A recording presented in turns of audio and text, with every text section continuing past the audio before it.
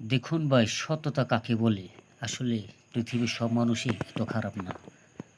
লোকটি চলার পথে হঠাৎ করে কিছু টাকা ডাস্টবিনে ফেলে গেছিল। লোকটি ভাবল এত টাকা কার? বসে সেই টাকা নিয়ে বসে রইল। বসার পরে তিনি ভাবছেন এই টাকাটা কার? ঠিক ভাবার সময় সে মনে মনে হাঁটল যে আমার কাছেও টাকা ছিল। আমি কি ভুল করে টাকা সেই ডাস্টবিনে ফেলে আসলাম? মনে পড়ে যায়। পরে সে দৌড় দিয়ে সেই লোকটির কাছে গেল। দেখে লোকটি বসে আছে।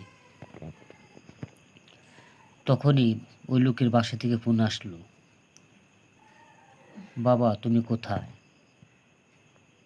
আম্মু অসুস্থ। জি আমি কাজে। জি তুমি বাসায় আসো। ঠিক আছে আমি একটু পরে আসতেছি। ঠিক আছে। বলার পর লোকটি ফোনটি পকেটে রাখলো। রাখার পর ব্যাগে হাত দিয়ে দেখার পর দেখি অনেকগুলো টাকা। সে অনেক চিন্তায় পড়ে গেল এই টাকাটা কার? কার বা হতে পারে? সে অপেক্ষায় রইল। থাকার পর সেই টাকাটি আবার ব্যাগে রাখলো। রাখার কিছুক্ষণ পর সেই লোকটি দৌড়ে আসলো। এসে ডাস্টবিনে দেখলো সেই ব্যাগটি। পরে দেখে লোকটির হাতে সেই টাকার ব্যাগটি। তাকে জিজ্ঞেস করলো, মুরব্বি ব্যাগটা আমার, টাকাটা আমাকে দিয়ে দিন, আমি ভুলে রেখে গেছি। তোমার ব্যাগটা পেয়ে আমি এখনো নিয়ে নিই, তোমার অপেক্ষায় বসে আছি। আপনি জানেন এই ব্যাগে কী ছিল?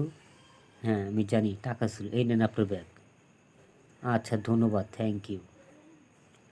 আপনাকে দেখে মনে হয় আপনি একটু গরিব। যাই হোক, আমার পক্ষ থেকে আপনাকে কিছু টাকা গিফট করব।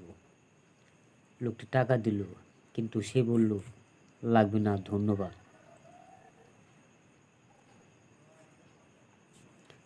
এরপরে তিনি ভাবল লোকটি হয়তো গরিব, টাকা নিল না। যাই হোক, সে চলে যায়। লোকটি বলল আপনি কি করেন? সে বলল আমি এখানে চাকরি করি। এ বলে লোকটি চলে গেল। সে লোকটি আবার সেই ডাস্টবিনের আবর্জনাগুলো ব্যাগে নিল। আর ওই লোকটি মনে মনে ভাবলো লোকটা মনে হয় সৎ। দেখলো সে ডাস্টবিনে কাজ করে। তার সততা দেখে সে মনে মনে ভাবলো কি করা যায়। তখন সে চলে গেল। হঠাৎ করে যাওয়ার সময় সে আবার আসলো কিছু বাজার করে। সেই বাজার করে আসার পর কিছু টাকা সেই বাজারে ব্যাগে ঢুকিয়ে নিয়ে যাচ্ছে।